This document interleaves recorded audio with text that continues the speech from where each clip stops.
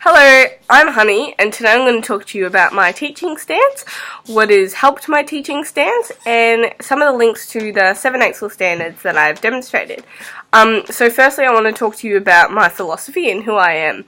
I'm a teacher that has a passion for inquiry-based learning, and I really think that's important for the students to allow them to express themselves and be empowered within their learning to construct their own thinking. It's very student-centered, and it has the student at the base of everything, and the teacher's more of a facilitator than an actual teacher and presenting to the class at the front.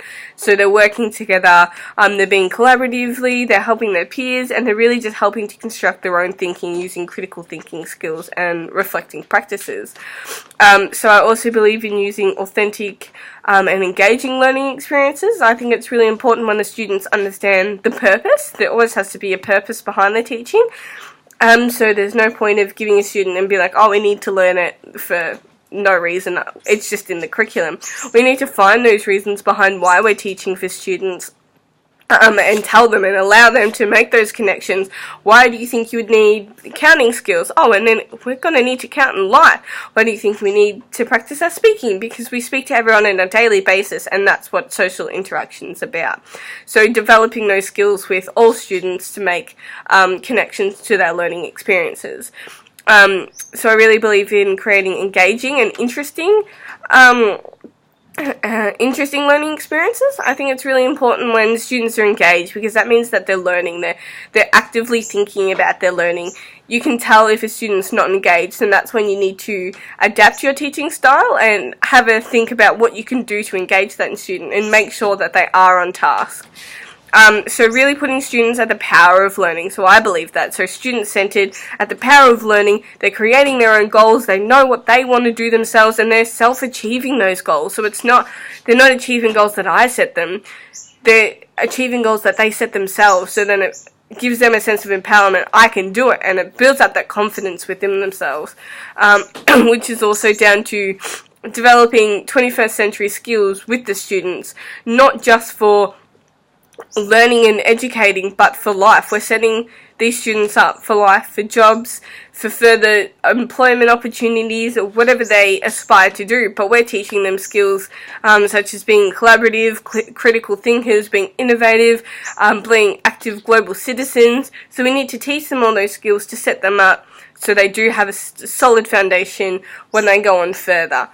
So how I've come about having these views is in my third year of placement. I was at Kidinya International College, and they have a PYP program and IB, so inquiry-based learning and putting the student at the centre of everything. And that's where my mind really opened up to the thought of IB, and I was like, oh my goodness, why wouldn't we put the students at the centre of everything? They are the centre of everything. That's why we teach. We teach them to assist them and educate them on and the things that are in the curriculum, but it's about how the students want to construct their own thinking and what they're taking out of it, because there's no point of us sitting there and feeding off all this information if they're not taking it in. So allowing them to be and to construct their own thinking is really important.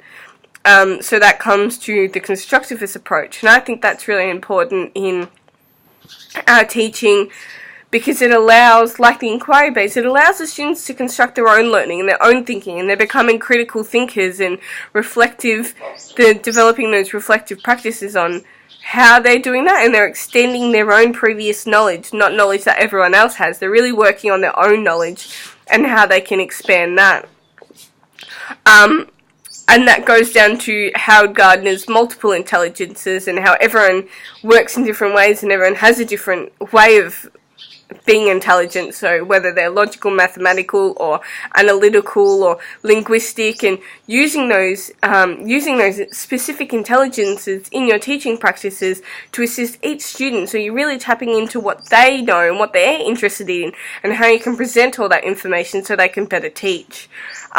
So lastly is Vygotsky's zone of proximal development. So we really need to work towards moving into that zone of where they need help constructing their own learning, whereas that is you as a teacher or a facilitator, or is that their peers and working collaboratively and constructing their own learning, and that's where grouping comes into play.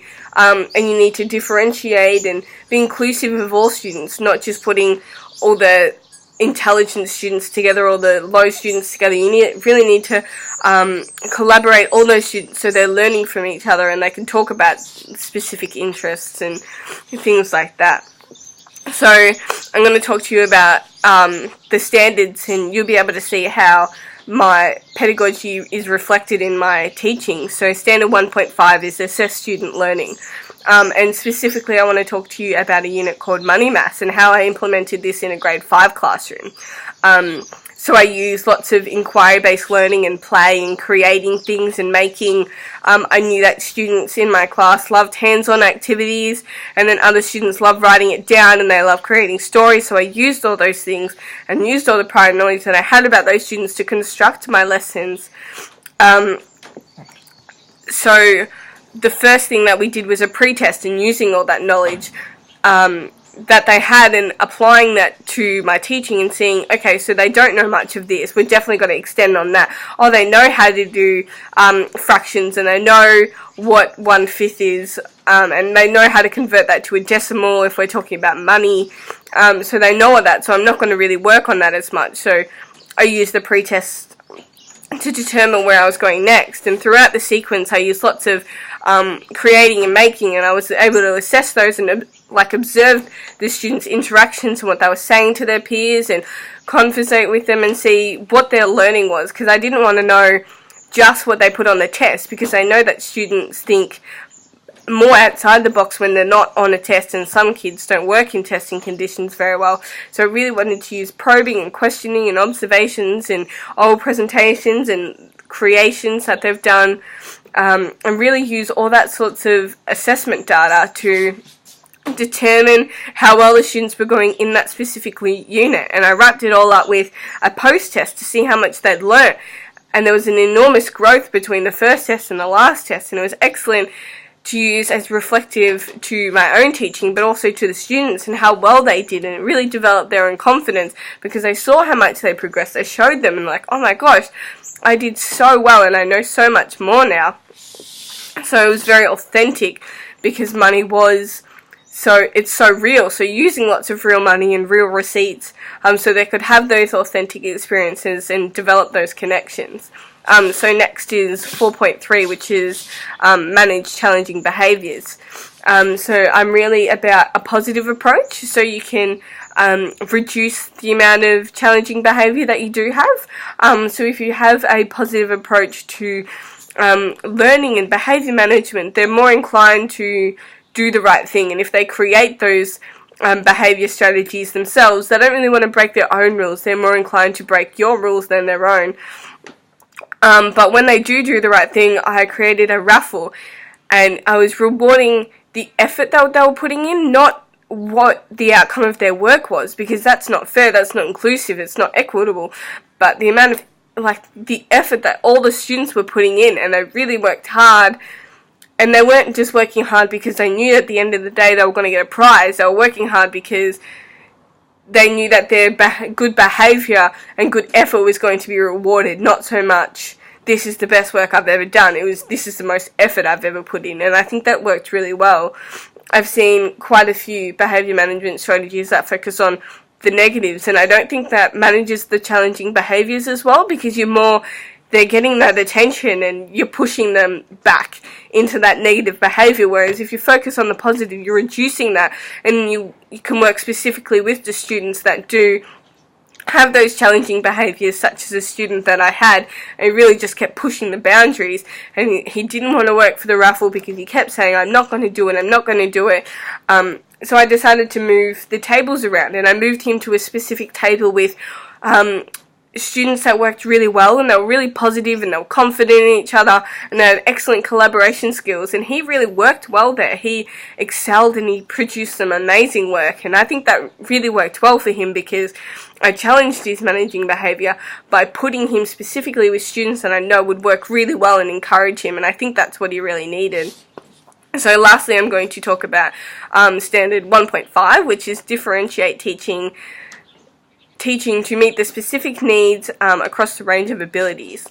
So I'm going to talk about a class that I had was a literacy class in grade 5, and they were doing writer's workbook, and they did their seed and they did their 3 things and they started writing their story. But there was one specific student who, he wasn't very good at writing. He didn't like writing because he couldn't get his ideas down into paper. He was very Broadway and loved commercial and loved using ICT. So I said to him, I was like, what would you think about creating a movie? Why don't you create that 3-4 line of story, go outside and create a movie? So he did, and he created a 15-minute movie about this chicken that goes to Earth and goes to Mars and travels to all these places, and it was an absolutely amazing movie, and it was just so good to be able to differentiate from everyone else who was writing, and they loved writing, and that's fine for them. But these students that didn't like writing so much, finding different ways to encourage them to do whatever they want. In this same grade 5 classroom, there was one student who excelled in maths, and he was so ahead of the whole class, and I needed to figure out what I could do, because I found myself spending lots of time with the students with the lower needs, and I think it was really important for him to keep excelling. So I created a mathematical extension booklet for him, and he would just work through that every time that he was ahead or he finished his work, and that was excellent. So really tapping into those multiple intelligences and seeing that he was really good with this and he loved that. So bringing that in, and he was really engaged, and the students were at the center of everything. So I hope this has given you an insight into who I am as a teacher and what I'm all about. Thank you for watching.